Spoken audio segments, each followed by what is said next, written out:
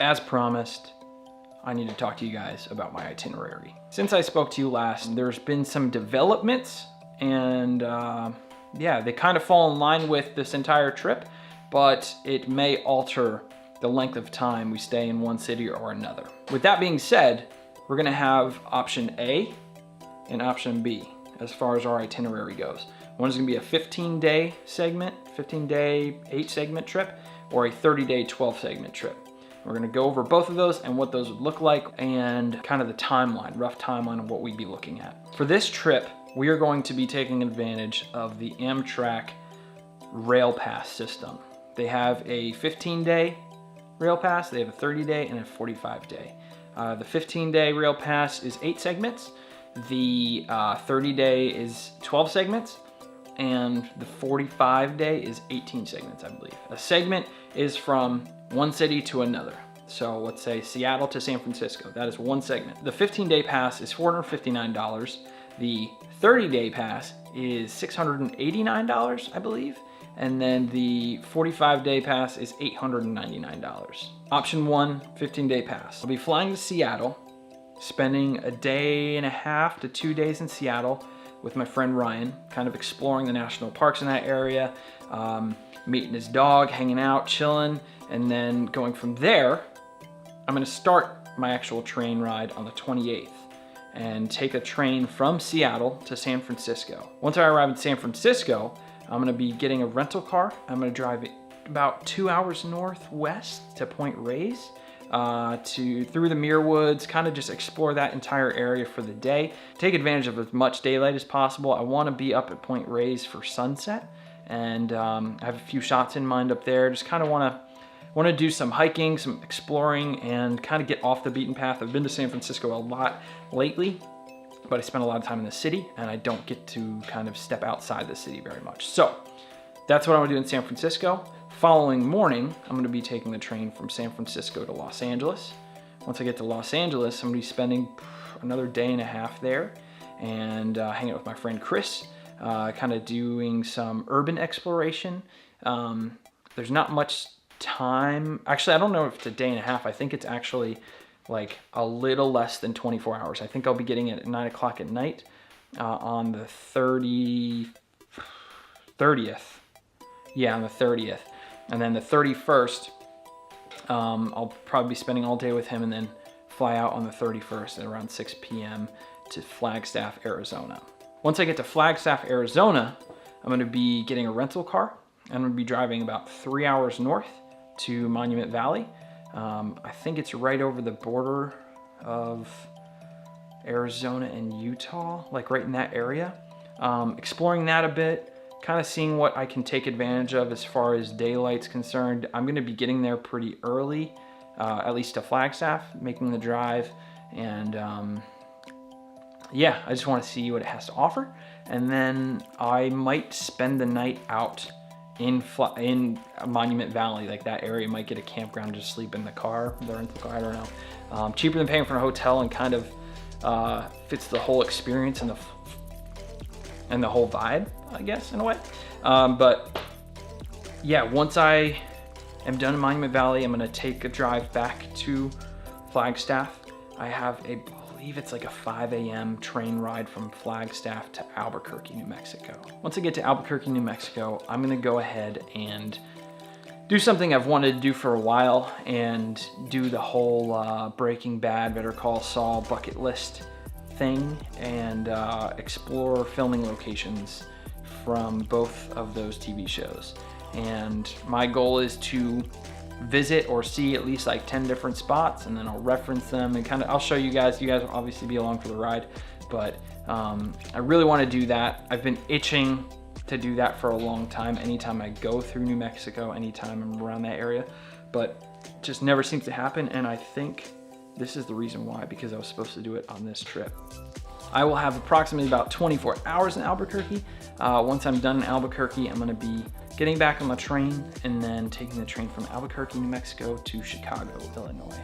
That segment is going to be pretty long. I wanna say it's like anywhere between 22 hours to 36 hours as far as the train ride is concerned. So I'm likely going to look into getting a sleeper car for that. And with the sleeper cars, you get your meal. A meal is all inclusive. You get showers, you get all this other stuff. So it might be worth the upgrade just for that long segment and just for like, I don't know, just getting clean for a little bit or kind of a refresher. Once I get to Chicago, I'm only really spending, I think, 5 or 6 hours there. I've been to Chicago a lot lately, and it's a cool city. It's great. I'm gonna get around on foot, shoot some stuff, hang out, see if there's anyone that wants to get together. Kind of find it hard to justify spending longer time there than a place like New York City.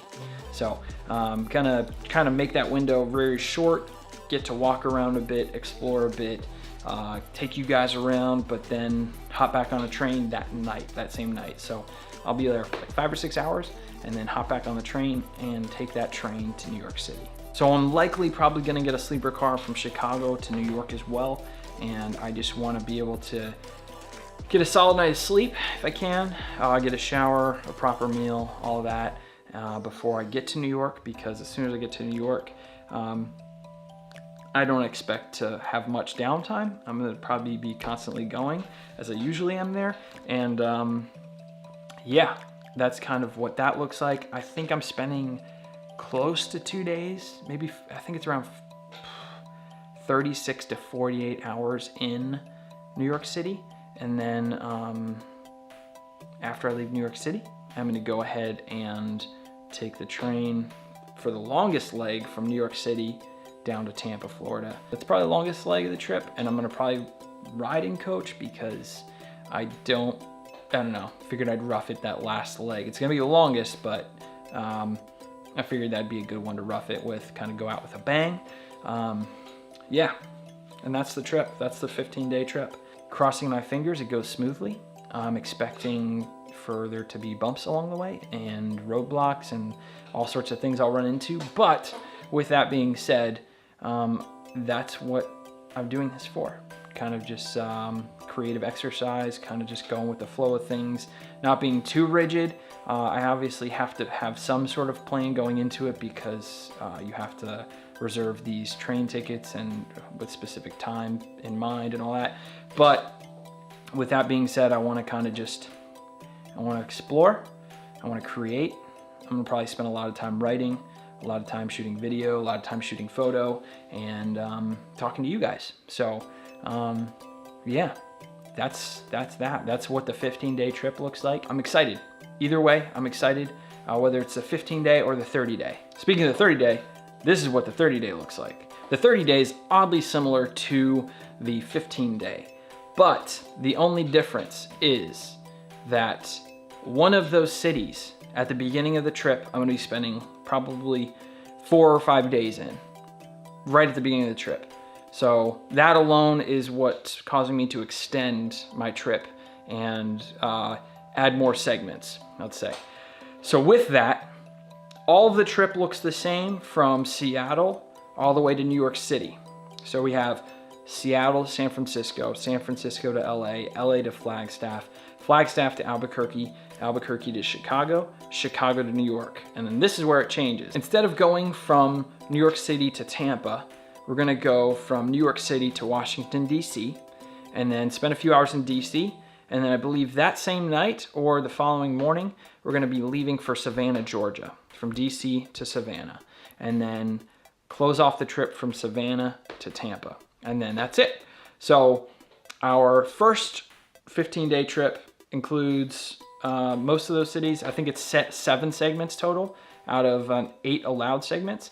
And then this 30-day trip is actually, instead of the 12 allotted segments, it's only 9 segments. That is it for this video. I want to just kind of give you guys a quick rundown of option A, option B, what we'll be looking at.